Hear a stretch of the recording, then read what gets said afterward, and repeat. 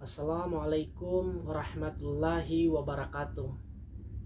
Perkenalkan, nama saya Alvis Harin Gobel. Ingin mengajarkan akidah akhlak, materi tentang kisah teladan Fatimah Az-Zahra dan Uwais Al-Qarani. Jadi Fatimah Az-Zahra, saya menceritakan biografinya singkat, yaitu nama dan nasabnya adalah Fatimah binti Muhammad bin Abdullah bin Abdul Muttalib. Ia putri Nabi Muhammad Sallallahu Alaihi Wasallam. Ibunya adalah Khadijah binti Khawalid. Mengenai kelahirannya, para ulama berbeda pendapat. Ada yang mengatakan bahwa Fatimah lahir ketika Nabi Muhammad berusia 41 tahun. Fatimah merupakan perempuan yang terlahir dengan kecantikan serta kecerdasan yang mengesankan. Juga mempunyai kepribadian yang penuh dengan kesabaran, taat kepada orang tua dan mandiri. Sejak usia yang masih belia, ia harus menggantikan peran ibunya mengurus kebutuhan Rasulullah Sallallahu Alaihi Wasallam. Pada saat dakwah periode Mekah, mengenai wafatnya juga jadi perbedaan pendapat. Ada yang mengatakan pada 3 Jamul Akhir 11 Hijriah pada usia masih sangat muda, 18 tahun 2 bulan. Tetapi pendapat mayoritas mengatakan bahwa ia meninggal pada malam Selasa 3 Ramadan tahun 11 Hijriah dalam usia 28 tahun.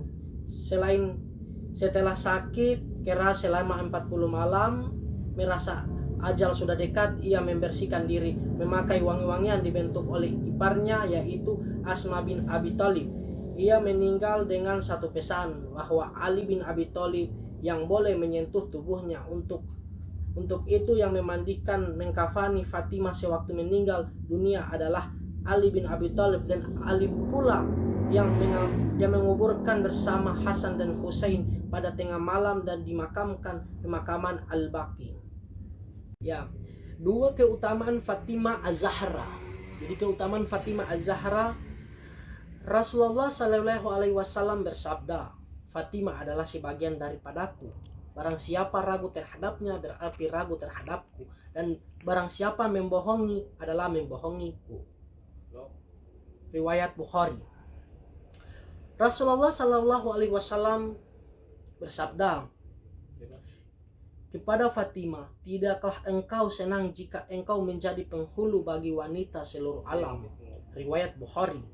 Rasulullah Shallallahu Alaihi Wasallam bersabda, wahai Fatimah, tidaklah anda puas menjadi sayyidah dari wanita sedunia atau menjadi wanita tertinggi dari semua wanita umat ini, atau wanita mukmin?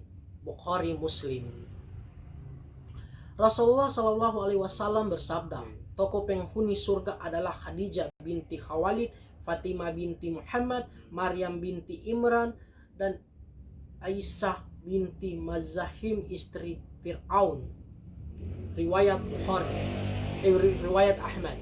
Ya, teladan yang dapat diambil dari Fatimah Az-Zahra. Kehidupan rumah tangga Fatimah sangatlah sederhana, bahkan sering mengalami kekurangan, sehingga beberapa kali harus menggadaikan barang-barang rumah tangga untuk membeli makanan.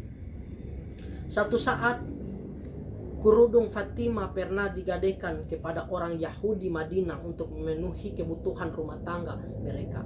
Namun demikian, keluarganya tetap bahagia lestari sebagai suami istri sampai akhir hayat. Ya, Fatimah adalah seorang wanita yang agung, seorang ahli hukum Islam. Dari Fatimah inilah banyak diriwayatkan hadis-hadis. Dialah tokoh perempuan dalam bidang kemasyarakatan. Orangnya sangat sabar dan berhajah, akhlaknya sangat mulia.